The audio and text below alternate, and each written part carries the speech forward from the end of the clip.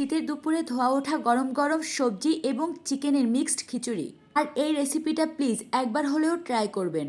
প্যানে পরিমাণ মতো তেল গরম করে পেঁয়াজ ও কাঁচামরিচ দিয়ে কিছুক্ষণ ভাজবো।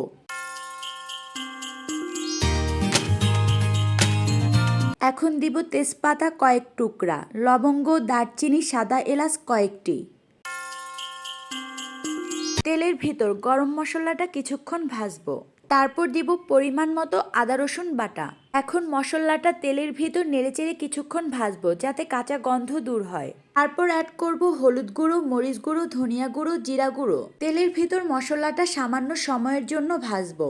মশলাটা যাতে পুড়ে না যায় সেজন্য সামান্য পানি দিয়ে কষাবো। মশলাটা যত ভালোভাবে কষাবো খিচুড়ির টেস্ট তত ভালো হবে। তারপর মিশাবো মুরগির হাড় পাখনা, ঘিলা, কলিজা।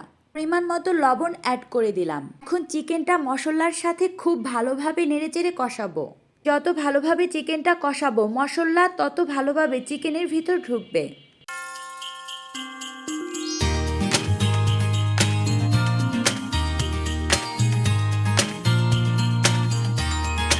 চিকেনটা কষানোর পর এই পর্যায়ে অ্যাড করলাম মসুর ডাল।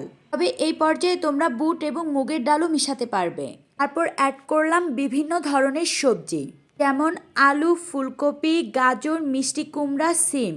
প্রতিটা সবজি একটু বড় সাইজ করে কিউব আকারে কেটে নিলাম।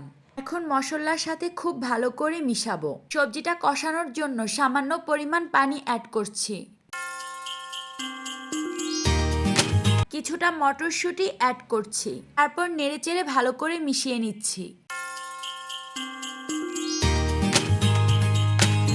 সবজি সিদ্ধ হওয়ার জন্য এই পর্যায়ে দিব পরিমাণ মতো পানি। ঢাকনা তুলে বারবার নেড়ে দিব।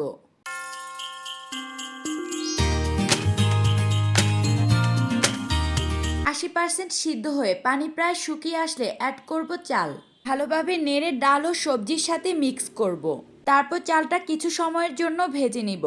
এখন চাল ও ডালের দ্বিগুণ পরিমাণ পানি অ্যাড করছি। আমি অলওয়েজ খিচুড়ি বিরিয়ানিতে নর্মাল পানি অ্যাড করে থাকি, তারপরও খিচুড়ি ঝরঝরে হবে। সবজির পরিমাণ মাথায় রেখে এবং খিচুড়িটা একটু নরম রাখার জন্য আমি একটু সামান্য পরিমাণ পানি বেশি অ্যাড করছি। খিচুড়িতে স্বাদ বৃদ্ধির জন্য আমি অ্যাড করলাম স্বাদের মশলা। তারপর ঢেকে দিলাম। পানি কিছুটা কমে আসলে অ্যাড করলাম এই পর্যায়ে টমেটো ফালি। তারপর নেড়েচেড়ে মিশিয়ে নিলাম।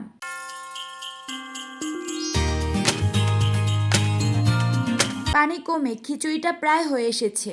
সামান্য পানি থাকা অবস্থায় লবণটা চেক করে নেবেন। আমার এই পর্যায়ে কিছুটা লবণ লেগেছে।